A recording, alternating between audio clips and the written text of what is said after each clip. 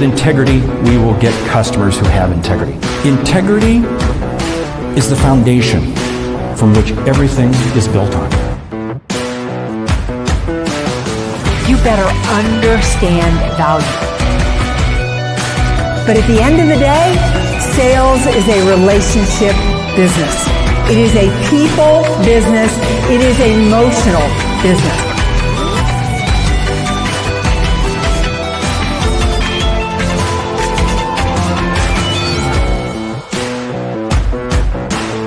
This is Sales Logic. This is Sales Logic. It is 8 a.m. Eastern, Saturday morning. Time to talk about a very important question, sales. Mark, what is on tap for today? Well, what is on tap? We're going to talk about the biggest sales mistakes that are costing you deals. We got a lightning round that's really going to jump in. Top 10 ways you should be doing marketing. Because again, it plays a key role in sales. But boy, that whole issue, the question topic, the biggest sales mistakes costing you deals. Because again, we've all made them. We've all had them, right? How do we avoid them? And we continue to make them, right? Oh, we do all the time. You know, one of the biggest things I think we do is right from the start in terms of the follow-up. How, you know, if we get an inbound lead or something like that, how we fail to follow up properly, whether it be, just taking the time to do 30 seconds worth of homework to figure out who this is before reaching back out to them, or reaching back out to them in a timely manner. I hear so many stories from salespeople where, I got this lead and I kind of follow up with it the next day. The next day, that customer's on to something else. No, so incredibly true. You know, I was walking out the door yesterday, like literally walking out the door to go to a meeting, and a lead dropped through my email. And you're so right. I mean, I stopped everything I was doing and I answered that, and I was headed out the door with Rob, and I could hear him yelling at me going, I'm in the car. And I'm like, I got to answer this lead, right? Like I cannot move until I answer that lead. I think one of the biggest sales mistakes I see all of us making right now is continuing to do the same sales process or the same sales training that we have always done when the world has changed as dramatically as it has changed. I think it is really interesting. You know, when COVID hit, one of the biggest things that I noticed was you think of sales as really innovative and really cutting edge and really like we're the type of people who are nimble, who are flexible, but we're really stuck in our ways. Like how many people were not really using social media or not really using video much when it had been around for years? So I think one of the biggest mistakes we make as salespeople is we don't try something new. Oh, I love that so much because so many times, an inbound lead comes in by way of email. So what do? You email them back. Hold it. What about texting them? What about picking up the phone, calling them? Other mediums. You are so spot on because we get stuck in whatever we want to be doing because what's easiest for us. And I found that I had an inbound inquiry came in on my website the other day, and I responded back right away. And I didn't get a response. I responded back the next. And what was interesting was finally I called the person, and shame on me. I should have called them right away. I said, I never got the response back. My responses were getting hung up in their spam, in their junk, in their, garbage can email. And it wasn't until I called them. And I had to do some research to get the phone number, but I got the phone number. And I should have done that day one right from the start. Yeah. Another really big mistake, and Mark, this is right up your alley. You can speak to it much better than I can, but it's not qualifying on the front end. I was working with a client yesterday, and we were talking about the fact that that by the time things get to operations, they're hung up. They can't push through operations. And one of the reasons they can't get through operations is because the customer doesn't qualify.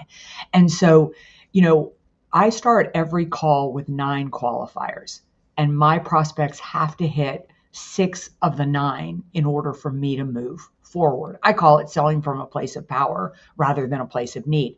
Now, the only reason I do that is because I have chased more business that did not fit into my corporate environment. I couldn't move it through the back office because they got it and they're like, we can't deliver on this product, or we can't meet that timeline, or this budget is so out of whack. So I think a huge sales mistake we make is we don't talk to the people who have to actually deliver on what we sell and figure out what fits in that box. So true on that, because again, I see so many times, so many situations where we respond, we get engaged with somebody just because it's happy talk. They're willing to talk, or they're willing to email us back, and we have to be so careful of this. I love this comment from Bobby. We got to be willing to change the sales process when times are changing. And we've got to adhere to that qualifying piece, because if they're not giving us valid reasons, I don't care how much happy talk there is, get them out of the system. Get them out. Don't waste your time on it, because we waste more sales because we're spending time with bad prospects, bad customers. I love this, that Natalie encouraged Bobby to show up here. I'm reading it in the notes, and here Bobby is. Bobby, I love the second part of your comment here, though, that you worry about not giving sales processes enough time. I want to make sure I understand that correctly, because I think it's important. So if I don't get this right, put it in the chat. This idea, it is a big mistake of not giving the sales process enough time. If you are not working your process every single day, you are not giving your process enough time. Meaning, what do I mean by that? Meaning by the fact of, you have X amount of sales calls, X amount of reach outs you've got to do, X amount of follow-ups you've got to do every day, the amount of proposals you need to write a month. I was just looking, I'm tracking all mine right here on my other screen. But giving that, you should treat your sales process the same way you treat like brushing and flossing your teeth, or getting your workout in every day, or, reading, something, or practicing spirituality, or whatever your religion, whatever is important to you that you do on a daily basis, having dinner with your kids, you got to fit your sales process in that too. Well, that comes back to having that routine, because again, one of the things, we talk about, you got to adapt your process to what's changed and so forth. But it really comes down to having a routine. One of the biggest mistakes that salespeople make is they fail to stick to their routine. So how does this all fit into play? I think it fits into play that we do have to be willing to go a little bit slower up front. Now, you've got your 9 criteria, and they got to match up at least 6. Everybody's got to have that, because again, they've got to fit the box of what you can serve.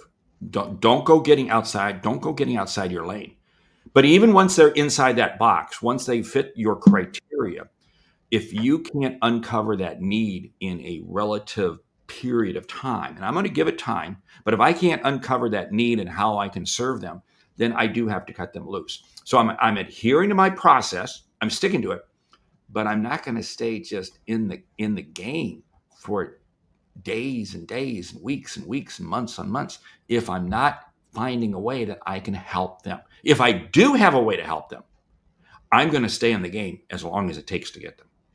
Yeah, I think another mistake that we make as salespeople is not working a behavioral strategy as well as a results-oriented strategy, in the sense that you haven't backed in to your goal. And what I mean by backing into the goal is saying, if I have to hit this number on a monthly basis, how many reps per se is it going to take to get me there? How many calls do I have to make? I was interviewing, I did my podcast the other day, and Mark, I had Scott Leese on. I mean, what a fascinating guy. And we were talking about sales, and you need to really understand this industry is about rejection. Anybody who is ridiculous, we're like athletes, when you look at, baseball players, and I'm really out of my comfort zone here, but like their batting average, it's ridiculous how many swings they take to actually get, hit a home run or actually get a hit. It's really low, but they just keep swinging. And in sales, you have to do that. There is so much rejection in this business, and you have to understand that. Well, see, that really points to the picture that what's costing us mistakes is our own behavior, in our own failure. I had this come up the other day on a sales call, and a salesperson was looking to me for help and guidance and so forth. And what it came down to was they didn't have a problem with their process. They had a problem with their attitude. They just could not believe in their own product. And I had to fundamentally shift them to not believing in their product, but believing in the outcome that they were looking to create. Because again, I think one of the biggest mistakes salespeople make is they blame things other than themselves. And you really have to fundamentally look at yourself. Are you committed to the outcomes, the solutions, the benefits you create? And this is where I just go ballistic when people say, well, if we would just lower our price, I know we could sell more. Hey, it's not about price. It's maybe about you and how you sell. Yeah, I'm going with that, Mark. I love that. I think one of the biggest mistakes we make is assuming that a downturning economy is a bad time to sell. I love the fact that you're talking about blaming other things, because I've heard everybody in the market, pretty much everybody, talking about the fact that decision making has slowed down. And you know what? That's absolutely valid. It has. Nobody knows what's going on with this economy and the tariffs and all that type of thing. But that is not a reason not to hit your sales number, ever. It's not a reason ever to not hit your sales number. There's always opportunities. Natalie, thank you for calling out that. Yeah, you're right. That one metric that I have, it's 5 conversations a day. Because I know if I have 5 conversations a day with people who are either buying from me, could buy from me, or refer me, my calendar is going to be full. My business, I'm going to make my number. And this all takes us to really the question this week. It comes from April in Milwaukee. She says, I'm a veteran sales professional. I've been selling in manufacturing for more than 25 years. But I have to tell you, this last year has been hell. Tariff threats, the economy, competition, a total reorg of our sales team. And oh, did I mention we were acquired? For the first time in my sales career, I'm not making my sales goals. Help. What am I doing wrong? I threw that into the brain, the sales logic brain. It's open to everybody that's in the mastermind, and came back with a couple of things that I want to point out. Came up with several points, but one is leverage partnerships and insights. Leverage partnerships. You got to find who are the partners, because again, when times are tough, you need to be surrounding yourself with tough people. And you create those partnerships, to open up doors, to share with you insights, to help you. Another one that points out was evaluate your market and customers. Because in tough times, not all customers behave the same. So you may have to wiggle a little bit. Stay in your box. Don't get outside your box. But there are probably other customers that you can focus more time and effort on. Yeah, I would say, I think what's going on, and I was just having a conversation with a client about this the other day. When you work in a corporation, you have to understand the difference between what you're going to get slapped for and what you're going to get shot for. And you need to pay attention to what you're going to get shot for. Listen to everything that she just said is going on in her business. They're getting conversations about tariffs. They've been acquired. They've had a reorg. They've had a restructure.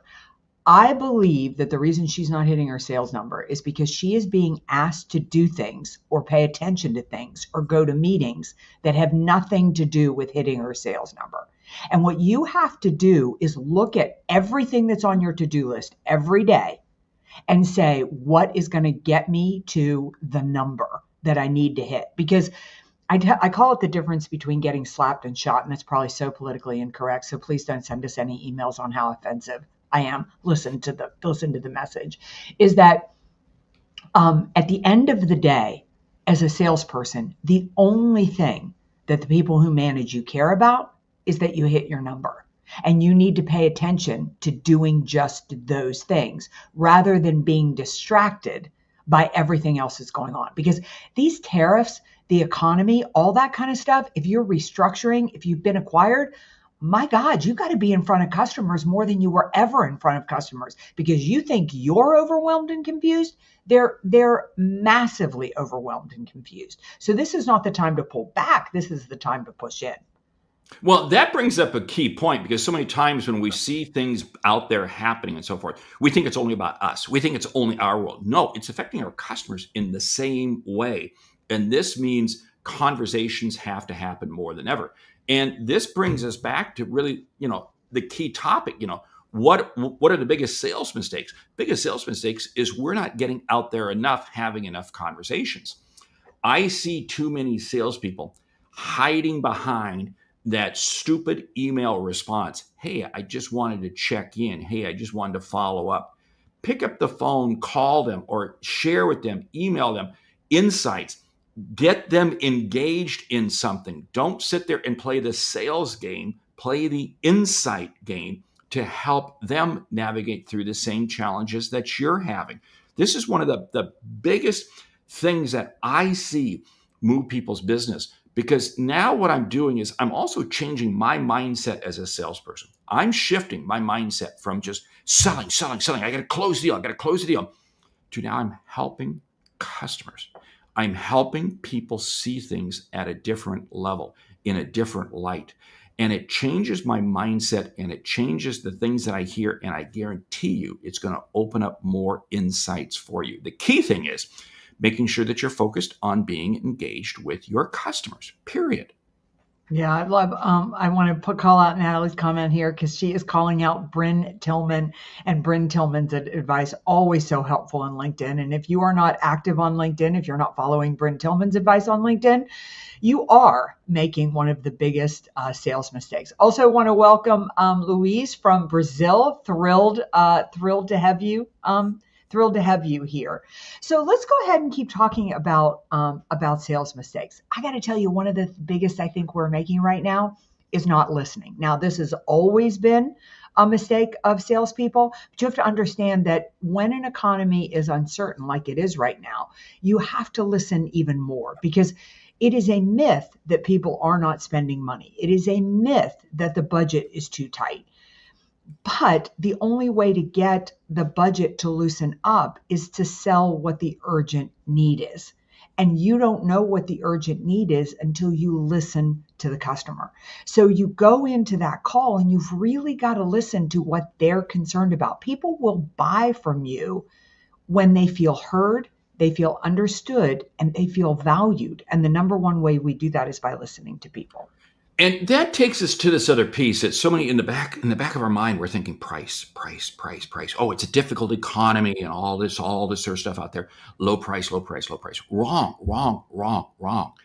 One of the biggest mistakes salespeople make, I think, is they put a price across the table and then they say, what do you think? Well, naturally, when you say, what do you think? The customer's going to say the price is too high, right? Yeah, hello. You've got to make sure that as you're presenting in this type of market, that you're giving the customer multiple options. And I always say that you minimally give them 2 options, if not 3. And I'll just run through these real quick. You give them the ultra offer. You give them the opportunity that has everything in it, and it's high priced. And you're right, they may vomit all over it. That's fine. Then you give them the opportunity that you felt was going to be the right one, the one that they really should go with. And you know what's interesting? Because it's contrasted with this ultra offer, suddenly they take that. And it is amazing, because if you just go in with the one that you think they should, they're probably going to try to negotiate you down. Now, I said I had a third offer. What is that? That's a skinny offer, just in case everything else falls off the table. But I hold back on that. I don't talk about that for a long time, because I've got you focused on that ultra offer to make that normal offer, the one that I think you should take, look very, very attractive. And if you think about it, restaurants do that all the time. Hey, let's just pick up on those habits. Yeah, I think when I love the skinny offer, and the thing I love about the skinny offer, and especially in a marketplace like this, is sometimes people just need a way to try you on for size, right? They need a way to go, look, I'm kind of into it. I like what you're saying, but $100,000 is a little much for me right now. Not that I don't want to spend $100,000, but to take that level of risk. And so to kind of put your toe in the water. Mark, we are burning time. We better label the book and jump into the lightning round. Yeah, wow. we got to. Hey, I'm going to add one comment though. When you go at the skinny price, don't sit there and just plain discount. Again, make sure you're taking something off the table, because otherwise you're giving away the farm. Okay, the book this week comes to us from Seth Godin, and it is This is Marketing. What a great book for what we're talking about, because he lines everything up. Yeah, Seth Godin's always a classic. What I love about his books is that they're simple, they're direct, they're clear, and they're action oriented. I had not read this one, so when I was diving into it, I had to do a quick read while I was traveling. Got some really good nuggets out of it. I tell you what, it is very applicable. It's been out now for a few years. I don't know, 6 or 7 years or so Yep, at least. But it is just as applicable. And I love the way Seth Godin writes. It's absolutely great. Okay, you ready for the lightning round? I am. Top 10 ways you should be doing marketing. Go. Well, number one, you really need to be focused on your personal brand. I mean, we have just reached a time where the brand of your company is not enough. It is really important to do your personal brand. And that means you've got to be on social media, which for the audience that we're talking about, generally that's LinkedIn. You've got to be paying attention to that. Yeah, you need to be creating content on a weekly basis, listening to what your customers are asking you about, concerned about, feared about. Write blogs, shoot videos answering those pieces. Number 4, your marketing is also about helping to elevate others around you. Elevate others around you because you become known by the people who you associate with the most. Yeah, really put marketing into your follow-up system. Think about the fact that your follow-up system needs to be 70% really value add, continuing to add value to the relationship, and 30% asking for the business. Number 6, in the context of our good friend Alan Weiss, stay in your town square. Be visible where your customers are hanging out at. Don't worry about all those other areas. Stay in your town square. Yeah, I think another thing is that you really need to be looking into industry specific marketing, like not just publishing articles and videos out there, but how can you make them specific to the pain points of the industry that you're trying to align to. Number 8, pay attention to the trade associations that people in your town square belong to. Monitor those, watch those, participate them. Tremendous level of advice. Yeah, and number 9, I'm going to say be consistent with it. The same way that you need to literally integrate marketing into your sales process and have the behaviors around marketing so you're delivering on a regular basis. Number 10, picking up on that, realize it's going to take time. It is going to take time, but your reputation does arrive before you do. Hey, what a great show. It is great to be with you, everybody here today. And if you like what you hear, subscribe, rate, and review the podcast on your review us on your favorite podcast app. If we've done something for you, hey, would you leave us a comment? And I'm butchering this because this is so crazy. We haven't done a live show in 2 weeks. Oh, did I just tip the hat? But anyway, hey, we want to thank you. Hey, do us all a favor though, if you will. We are going to be doing Sales Logic Expert Exchange, of course, the 4th Monday of each month. Make sure you check that out. Go out to saleslogicpodcast.com and you can get registered. Sam Richter is going to be joining us here in just a couple of weeks. Yeah, I want to pour it out. You got a bonus. You got a number 11 here. Bobby Carlton said, public speaking is a great way to get your personal brand out here. I'm Meridith Elliott Powell. My partner's Mark Hunter. If you like Sales Logic, go to saleslogicpodcast.com. Enter your questions because we want to feature you right here on the podcast. Leave us a review, but most importantly, think about joining the Sales Logic Podcast Mastermind or join us the 4th Monday of every single month, 4 p.m. Eastern, for a Sales Logic Expert Exchange. You think Mark and I are providing value? It is nothing compared to the guests that we have on there. All right, we'll see you right back here next week.